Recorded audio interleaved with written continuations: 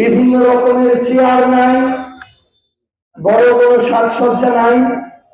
কারণ আমরা মনে করি আমরা যদি মানুষের হয়ে কথা বলতে পারি, মানুষের কথা শোনার মানসিকতা রাখি, মানুষের ভোটের আমানত রক্ষা করতে পারি, এটাই আমাদের আগামী বাংলাদেশের রাজনীতির জন্য যথেষ্ট হবে ইনশাআল্লাহ। আমরা 24-এর অভ্যুত্থানের পরে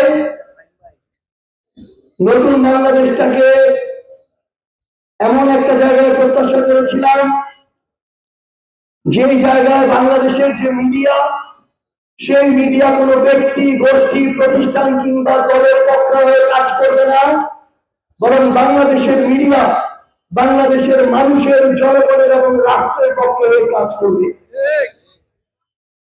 আমরা এমন থানা চেয়েছিলাম, এমন পুলিশ প্রশাসন চেয়েছিলাম, যে থানা, পুলিশ প্রশাসন কোন দলের নয়, কোন ব্যক্তির নয়, কোন গোষ্ঠীর নয়, বাংলাদেশের মানুষের হয়ে কাজ করবে, রাষ্ট্রের হয়ে কাজ করবে।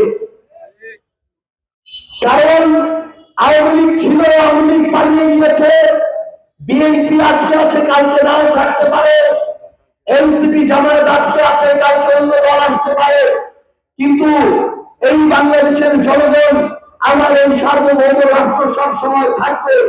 এই জন্য প্রশাসনকে, পুলিশকে রাষ্ট্রের হতে হবে, জনগণের হতে হবে।